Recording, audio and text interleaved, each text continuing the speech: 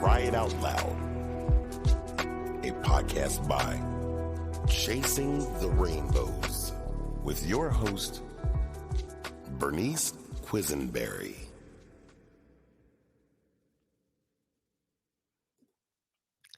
This week's episode is with Tara Lipinski, known for being the youngest gold medal winner of the Winter Olympic Games in 1998 for figure skating and is now a TV broadcaster. Tara, we can't thank you enough for coming on here and opening up the dialogue for other infertility and baby loss survivors to feel validated, heard, and seen. Welcome. Thank you. I'm so excited to be here. Great. Well, thank you. Yeah. And our purpose today is to share your story with our listeners. And for those survivors who are on here who may not know who you are, can you share a little bit more about yourself? Yes, I am an athlete that won the Olympic Games in 1998 in figure skating. And then I moved into my next career as a broadcaster and commentator analyst for NBC with my partner in crime, Johnny Weir. And my most recent title is that of a mom after a long 5-year infertility journey with pregnancy loss, endometriosis, sort of every obstacle, you could face. We faced, quite a few of them. Yeah, absolutely. Well, thanks so much for opening up your heart and sharing that with us. And, dive in a little bit more. We'd love to hear all about how you met your husband and, your beginning of your love story. Yeah, so Todd and I met in 2015. He is a director and a producer, and I was at the Sports Emmys with NBC presenting some Emmys, and he won one of those sports Emmys, and I actually handed him the trophy, and we didn't really meet that night, but later there was a connection where his aunt, Chris Jansing, who works for NBC, emailed me because I was living in New York at the time, and I was friends with Chris, and she said, "Oh my goodness, that's my nephew. You guys should connect. He lives in LA," because I was splitting my time, and that's where it all began. Wow. Oh, that's so beautiful. Oh, I love it. And, being so in love and starting to have, when you guys decided to get married, starting to have those conversations about wanting to have a family, can you share what it was like at the beginning of your journey with that? For us, we kind of met later in life and got married. I was 34, and we really in the beginning just thought, let's have time, just Todd and Tara, and not think about kids. And that's where we began. And, I talk about it on our podcast, Unexpecting, that I didn't really think ahead. I didn't know much about fertility, and I wasn't really planning in the way that we probably should have been, just knowing that age is a factor. And we then eventually started talking about it and trying to plan it around some of my work obligations. I have an Olympic Games every 2 and 4 years. Yeah. And that's, my main gig. So I've got to be there. So we decided to, before we even started trying, we decided to go through IVF just because we thought with our age, this is a good way to get some indication of if we're okay or not, and also be able to have that insurance just because we had waited so long. So we started the process of IVF before even trying. Wow. Okay. Yeah. And your podcast, like you said, Unexpecting, and seeing you on the Today Show in October and, other shows since, it's so powerful because you're opening up the conversation around the taboos, the misconceptions of fertility loss, but also being open and honest to those that are on the journey right now. They're feeling like they're not alone and isolated. Can you share more on you and your husband's 5-year journey and what it was like, especially with the added pressure of being in the public eye? For the two of us, we had kind of kept this to ourselves. Obviously, our friends, our family, our inner circle knew, but we had kept this private, and it wasn't something that I spoke about publicly until we did the podcast. And that can be very isolating. Infertility and pregnancy loss in general is isolating and completely life changing, and life altering to begin with. And I think for us finally being able to do this podcast and talk about what our life actually has been like, it felt like we were finally sharing this secret that we kept for so long. And then also being able to, connect with this community that I was already a part of. I had a fake Instagram account where I would follow all of these people going through their own infertility journeys to make me feel less alone. I wasn't interacting with them because I had a fake account, but now it feels so rewarding, and it feels that I'm creating these connections and bonds with women and people in this community. And that has been probably the most beautiful thing that's come out of the podcast itself. Well, absolutely. Because this is not a community that you ever want to be a part of. It's not like you go into this journey, but then when you are, it is like the people here are just so beautiful. And I mean, just so selfless, and they understand what you're going through, and you just feel the sense of connection to them. And You it's really true. do. Yes. Anyone who's walked in the shoes of infertility or pregnancy loss, you may not know them. They may be a stranger, but you definitely have an instant bond and connection through that experience. Yeah. Yeah, agreed.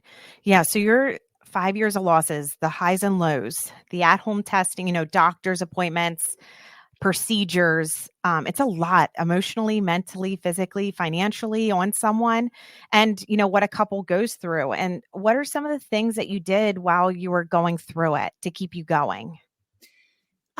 It's hard. It's just kind of figuring out what personally works for you. I started therapy, which was really helpful to talk through all these feelings, especially when I was experiencing pregnancy loss. I worked with a fertility acupuncturist, which for me was really great. And anyone in LA, I'll shout her out, Danica Thornberry. She really was able to help me on this journey, not just through the acupuncture portion, which was nice to do and gave me a place to relax for an hour, that week, whether I was going through treatment. But it was a place to talk to someone who was really knowledgeable about this field of IVF and infertility. She herself had gone through her own infertility journey, and it was someplace that I could release all of those fears and also just learn ways to control what I could control, which was obviously very little, but learning patience and acceptance and sitting more in the feminine of just letting this process sometimes just happen to you and trying to control things through, self-care was what she was really able to offer me through her acupuncture sessions that I had with her. So I think it really just depends on what gives you a little peace, what gives you a little time away from thinking or scheduling appointments or doing shots or worrying about next steps. Absolutely. And like you said, because you have no control during the whole process, and it is a lot because every month is a constant reminder, it's a loss, and as you're going through it and everything, it's like, okay, what can you take control of? So I love that self-care piece because that is something, that you can hold on to and make sure that you're doing, during this whole thing. Cause I feel like, getting lost in yourself, getting lost in the whole process, it happens. You lose your identity almost. Yeah, your life becomes infertility and procedures and appointments Yes. and thinking about what's next or how to get through, the current failure or loss, and you really forget that you're at the center of this. Absolutely. No, that's wonderful. Thanks for sharing that, Tara. And one of the most heartbreaking and heart-shattering things that we hear in our daily support groups and our mentorships is when a survivor is enduring, years of fertility loss, and they're on a journey to start a family, either IVF, IUI, whatever it kind of looks like for them. And in the end, they don't end up with a baby. They can't carry their own. Like, how did you and Todd get to a point of considering surrogacy and then ultimately making that decision? For us, it just naturally happened. When we started IVF and we started running into issues, and pregnancy loss, I never thought that surrogacy was going to be our journey. It was something that, quite frankly, I didn't want to do. I wanted to carry my baby. And it was something for me that was really hard to wrap my mind around. But what's incredible is when you go through such loss and pain for so many years, you get to the point where you are not thinking about the journey or thinking about yourself as much. And I think, the pregnancy was really for me. I wanted to Right. experience it. It's not like my daughter, Georgie, now will, remember Yeah. her days in utero. It was for me. Exactly. It was for me. And I think I finally let that little piece go where I realized I'm fighting and I'm delaying our life, and I'm losing these precious embryos where, we lost 6 embryos that were genetically normal and tested. And I think about that daily of who they would have been. And I realized, what am I doing? I'm doing the same thing over and over again for an experience that I want so badly, which I think is definitely fair. But it really got to the point after the 4th miscarriage where it was a physically draining one. It lasted a long time. I went through bleeding, which caused me to become anemic, which took me a while to figure out why I was physically feeling so bad. And then I started to worry about myself a little bit, where, you usually don't when you're in the throes of infertility. You're just thinking about the potential baby, and you'll do anything and take any medicine that they tell you. But it was the first time that I had the thought that was just, oh, I hope I'm okay. I hope that Yeah. physically I'm okay. And that sort of coincided with us. We had tested almost everything over 5 years. My doctor always says, I tested you more than any other patient, and they really couldn't find anything wrong. So we finally went to reproductive immunology, which is usually kind of that last step. Yeah. And we tested, and we kind of came back for the first time with a result that wasn't great. And that Todd and I, when they tested our genetics, it's in the weeds, but our HLA, our genetics are such that my immune system sees his genetics in the embryo and reacts or overreacts. And, that is why my pregnancies, from what we can tell, and talking to Dr. Vidali, who I did this testing with, you never really know, right? Like, who knows No. exactly why, but all 4 of our miscarriages were to the T exactly the same. I had these rashes. I had the same sort of beta number issues. And it really was pointing to an immunology finding. So there were, we talked to him, and there were some treatments like IVIG and immunology drugs that I could take and do a protocol for. But I think I was so tired at that point. Oh And, my God. IVIG is no joke. It's No. infusion, the blood product of, thousands of people that Yeah. you're infusing in your body weekly. And I just felt at this point where I think from the last miscarriage, I was thinking a little bit more of, we want a family, but I also want to be healthy and to Exactly. feel like myself. So we decided that surrogacy was going to be the best option at that point. Right. And, when you lose a baby, it is so, well, I should speak for myself, it was traumatic, losing our daughter and going through that. And, you going through it 4 times, those reoccurring losses when they're happening, you're grieving, and it is so difficult. Like, I just, like a pillar of strength, like to keep going, because I mean, loss is just horrific as it is. And then on top of it, having this journey, it is a lot. And then to process everything that you're getting, all this news on top of it. Yeah, loss in general is hard. Anyone who goes through a miscarriage, it's a pain that is so Mm. unique. Yep. And I probably thought before, oh, miscarriage is sad and awful, but I'll be okay. It might feel Yeah. like this, it might just feel sad for this reason. But I was not ready for the feelings of a miscarriage, and what that felt like, and just all the sort of spiraling and effects of what a miscarriage does emotionally and mentally to you. But Mm. then on top of that, once it becomes a repeat loss, and it continues to happen, there is something that becomes very traumatizing about Yes. repeating the same loss over and over again. And I don't know if I'll ever truly, hopefully I'm healing from all those things, but I don't think I could ever forget or, go back to the person I was before, losing those 5 girls and 1 little boy. That is, something that I will kind of carry with me and hopefully heal from through therapy and Yes. family now, but it is still so difficult. It is. And it's not talked about. These are like silent losses, especially with miscarriage. Right. And almost like our society doesn't understand, how it is, but it's those hopes, it's those dreams, and then living a life because a parent doesn't outlive their child. So when Right. that happens, it completely disrupts the whole biological timeline and it really does shatter your whole entire world.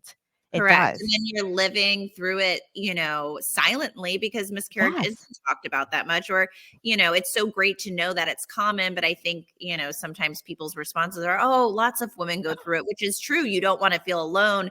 But a throwaway comment like that doesn't mean that it's still not an intense and incredibly painful loss that you're actually grieving. And I think people Yeah. just don't understand. I mean, women and people go back to work, or work through pregnancy loss. And, I think that that's really difficult. And it's probably because people don't talk about it enough and how it impacts you emotionally, mentally, physically. Absolutely. And that's the thing. I think it's, generations before us. And that's kind of how they were meant to feel when they went into their doctor's office and found out they're having a miscarriage, that, you continue to put one foot in front of the other. And well, that's, why we started the daily support, because it's like, how can you return to everyday life after we just went through and lost our baby? Like, it doesn't, like, this just can't It doesn't be. make sense. Correct. It does not. It's just it's so difficult to wake up Yeah. and you came so close, you already were connecting, you Oh, already were envisioning. And especially for us, it was so, it took so long. The process takes so long through yeah. IVF and going through retrievals and testing and preparing for a transfer. So you get your hopes up so high, and then, they come crashing down again, and you just don't know where to look. You don't know where to turn. You don't know what the answer is. And it's a very hopeless place. It really is, and it's that whirlwind of events because you just don't even like you said, where do I go? What do I do? Because you're Right. in the chaos, but the world continues to keep moving as you're Right. like right here, Right. with it all. I Yes. know. It's a lot to take in. So, and I think there's so many different aspects of it.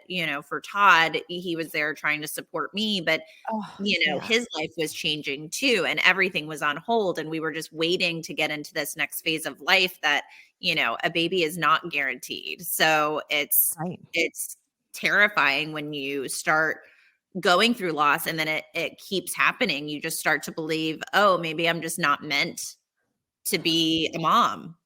I know. I know. And to be in that place, like you said, is just like hopeless. And you feel like that isolation. And then it almost gets you to revert back and not talk about, or open up. So, Right. You just uh, think, oh, I don't even want to bring this up. yes. I don't even want to have people pity me or wonder what's wrong with me. There's so many emotions, but then at the same time, you need support. And it's, Yes. pregnancy loss is one of those things that I find so interesting. And I understand why people keep it, um, to themselves for a while, because having to tell people when you do lose a pregnancy is really painful and really sad. But it is interesting always to me that it's really one of the only medical diagnoses that you get, or sorry, it's one of the only things in medicine or, in science that you go through. You get a positive pregnancy test, but you are expected not to share it until 12 Yeah. weeks because you don't want anyone to know. And it's Exactly. it's it's so isolating in itself of just the way tradition has been with pregnancy and what I think, people might feel shame about. And Yep. you hope that that changes where it does become a place where you're not afraid to tell people, because you know that you'll have the support there, and you know that you won't feel shame or feel Right. judged in any way. Absolutely. And I mean, I really hope that as, yes, we continue on, that this does start to really get like some light shedded on it, between, our two podcasts and different things. Absolutely. So what was the surrogacy journey like for you and how did it all happen? One second, I'm just plugging this in because I'm losing power. Yeah. The surrogacy journey, it was something that I didn't know what to expect. I didn't even know how to go about it. I didn't know, how does this even work? And it was a learning experience, but it really was something that for me in the end was one of the more beautiful parts of our journey. And it was hopeful, and there was connection between me and my surrogate, and there was the beautiful, 10 months that we journeyed to Georgie together. And I look back now and I wish that I went to surrogacy earlier, to maybe, stop down and realize that this option there's no shame around this option. This option is, if you're able to do it, it can be really beautiful, and it can be the answer or the missing puzzle piece to your journey. And every day I just think I'm so grateful that I'm able to have gone on this journey, because surrogacy, IVF, it's so expensive, and we were able to, continue treatment or be able to go down the road of a surrogate. And for me now, I really am trying so hard to get back to the community, whether it's through companies that will give out fertility grants, or, I'm working with Baby Quest right now, and we have a Tara Lipinski giving campaign, where we're trying to raise money for people who need IVF treatment or surrogacy. I've worked with Hope for Fertility. So we are really trying, Todd and I, to find ways to help people or couples that, have been on our journey and still want to continue to try to build the family of their dreams. Absolutely. Yeah. We tried to do this June World Infertility Challenge last year, and we did it. And we were doing crack an egg because, grocery store eggs are infertile. And so, you crack an egg on your head for every day in June and calling out 6 people, because 1 in 6 across our world are living with infertility. And I think that's the thing. Like, it is what's happening, and, it's common that people are living. And it's like, how do you go about it? And not all states it's covered in, with No, health it's insurance and really things like that. It's really devastating. It's Yes. crazy to think. I mean, I think it goes along with other things in women's reproductive health, but the fact Yes. that this is a medical Yes. diagnosis and this is something that Yes. isn't covered, Yes. insurance, is just really hard to wrap your mind around. It is, because any other organ, if it's not working correctly, it is covered. Right. And this isn't. And it's like it comes down to having funding or not having funding to have a family. And it Right. just like is mind blowing. It Yeah, is I not. know. It's the Yeah. most heartbreaking part of it. Of course, the loss Yes. and the failures are devastating, but just Oh, not having the hope or having the opportunity is even more devastating. I know. Absolutely. I couldn't agree more. And yeah, and with that, like you said, you welcomed your beautiful daughter Georgie into the world, and those emotions, us loss survivors have when we hold our rainbow babies for the first time in our arms is just an unexplainable feeling. And do you feel like, though, your journey, I mean, it shaped you as a parent, changed who you are and your outlook on life? It just, going through everything to get to Georgie? Yeah, I think it's completely changed me as a person, as a Yes. person, as a parent, as, a wife. It's completely turned my life upside down. And, I think that I've become a different person over the last 5 years. And some of it is, pain that I wish that I never experienced, or, won't carry with me for the rest of my life. But in other ways, it's brought Todd and I very close. We've learned so much about each other that we're now bringing those tools into parenthood together for our relationship. And I think the biggest thing is, the level of gratitude. I know that, probably any person out there listening that has a child and has not gone through infertility, they would say they're so grateful for their child, because of course children are these beautiful miracles, whatever journey you're on. But I do think there is this next level of gratitude you feel after long journeys, after infertility, IVF treatments, after pregnancy loss. And I think that that's something that, at this point I'm almost enjoying so much, because that level of gratitude makes parenting for me right now so beautiful. No matter how tired I am, no matter how loud she'll cry in my ear, no matter how many times she poops on me, I am almost laughing in this delirious, tired joy. Nothing about this do I take for granted. So I think that I am lucky for that, because I do think, having children is a big life change. Your life changes overnight.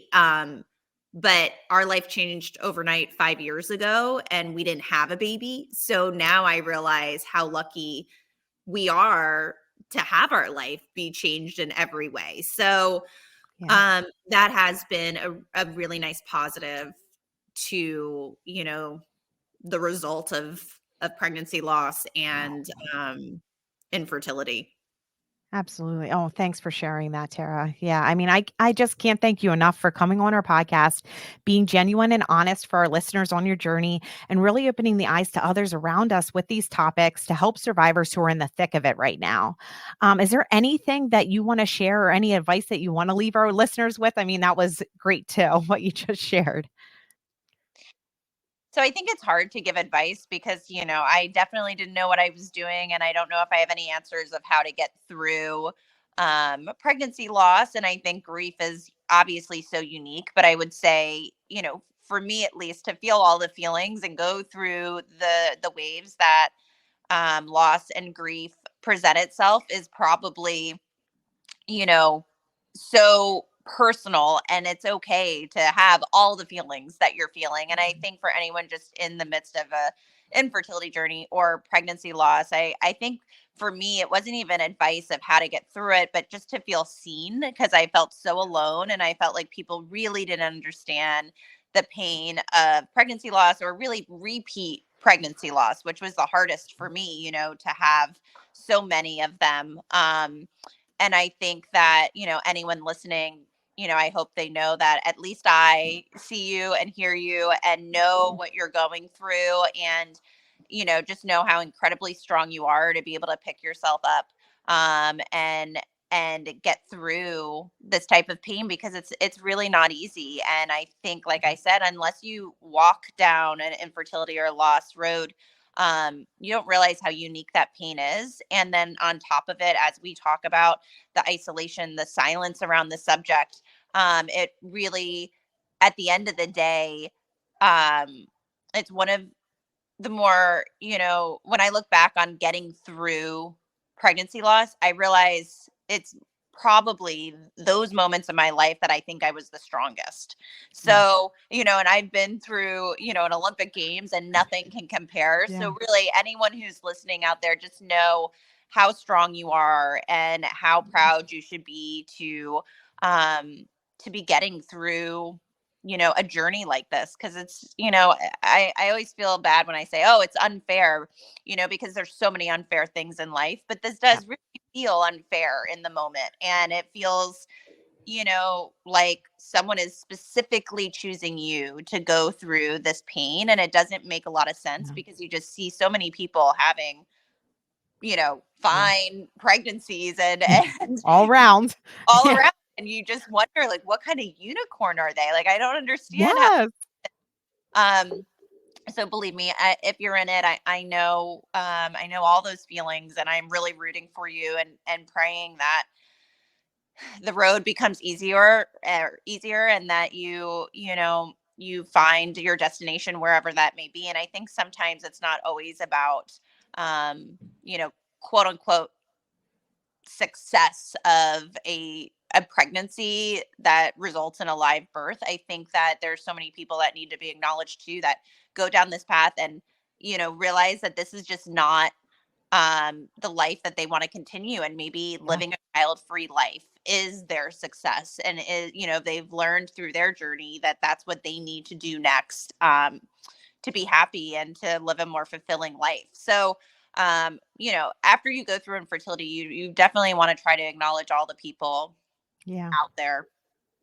Oh, well, thank you so much, Tara. And it truly means the world to have you here on our podcast. I can't, tell our listeners enough to go over and listen to the Unexpecting. It's a great podcast, speaks open and broadly about different stages of infertility. It's just wonderful. It's beautiful. So thank you, Tara. Thank you. Yeah. And please follow and share our podcast to help us reach as many fertility loss, miscarriage, stillbirth, and infant loss survivors as we can with our daily support services. So thank you so much for tuning in. And thanks, Tara.